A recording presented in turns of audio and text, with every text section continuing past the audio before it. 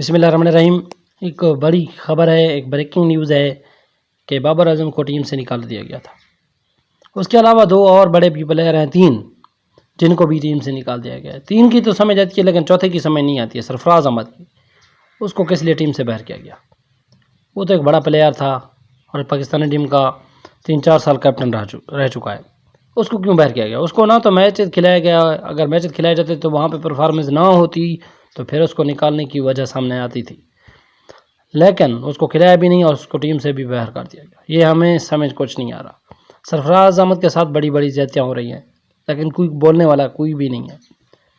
اس کے علاوہ جو باہر کیے گئے تھے وہ 3 کھلاڑی یہ تھے کہ بابر اعظم کو باہر کیا گیا کیونکہ وہ لاسٹ 17 اننگز میں ٹیسٹ کرکٹ میں ایک 50 بھی نہیں بنا سکے، جس کی وجہ سے اس کو ٹیم سے باہر کیا گیا، اور بڑے عرصے سے 2022 سے اس کی پرفارمنس نہیں چل رہی، اس کو اس وجہ سے باہر کیا گیا۔ شہین شاہ افریدی کی بھی بڑی خطرناک قسم کی بیڈ پرفارمنس جاری ہے، جس کی وجہ سے اس کو بھی ٹیم سے باہر کیا گیا، اور ان سے بولنگ بھی نہیں ہو رہی۔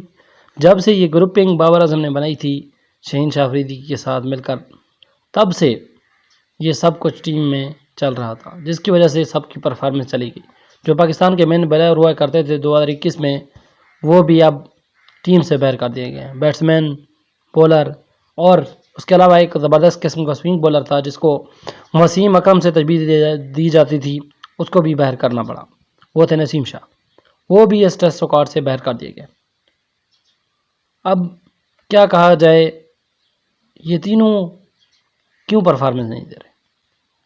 ان دو کی تو سمجھ آ رہی ہے لیکن نسیم شاہ کی پرفارمنس کیوں نہیں آ رہی؟ اس کا ہمیں نہیں پتا کہ کیوں اس کی پرفارمنس چلی گئی ہے۔ بابر اعظم اور شہین شاہ افریدی کی گروپنگ کی وجہ سے پرفارمنس نہیں ہے، کیونکہ وہ گروپنگ کرتے تھے ٹیم میں، جس وجہ سے ان کی پرفارمنس چلی گئی تھی۔ اب بات کرتے ہیں سرفراز احمد کی۔ سرفراز احمد کو کس لیے باہر کیا جا رہا ہے؟ یار وہ ایک بڑا کیپٹن تھا جس نے ہمیں چیمپئن ٹرافی جتوائی تھی، اور اس کا فائنل انڈیا کے خلاف جتایا تھا، اور وہ بھی بڑے ٹارگٹ سے جتایا تھا۔ اس کو کیوں باہر کر رہے ہیں؟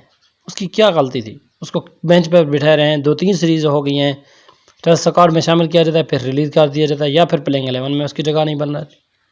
ٹیسٹ بھی آ رہے ہیں، چینجز بھی ہو رہی ہیں، لیکن سرفراز احمد کو پھر بھی موقع نہیں دیا جا رہا۔ وجہ کیا ہے؟ کوئی سمجھ نہیں آتی۔ پی سی بی کی جو سلیکشن کمیٹی بنی ہے، کیا وہ سرفراز احمد کو کیوں ریلیز کر رہی ہے؟ ان تینوں کو تو ریسٹ دیا گیا، تو یہ بات ہماری سمجھ میں آ گئی ہے، لیکن سرفراز کی سمجھ ہمیں نہیں آئی۔ اب بات کرتے ہیں پاکستان کے جو ٹیسٹ ریکارڈ 2 ٹیسٹ لاسٹ کے لیے اناؤنس کیا گیا ہے، ان میں ہریرہ کو شامل کیا گیا ہے، کامران غلام کی واپسی ہوئی ہے، میر حمزہ کی واپسی ہوئی ہے، مہران ممتاز کی واپسی ہوئی ہے، تو یہ ایک زبردست اور اچھی بات ہے کہ اب ان نوجوان کھلاڑیوں کو موقع دیا جا رہا ہے، خصوصاً کامران غلام کو، جنہوں نے بڑی پرفارمنس دی۔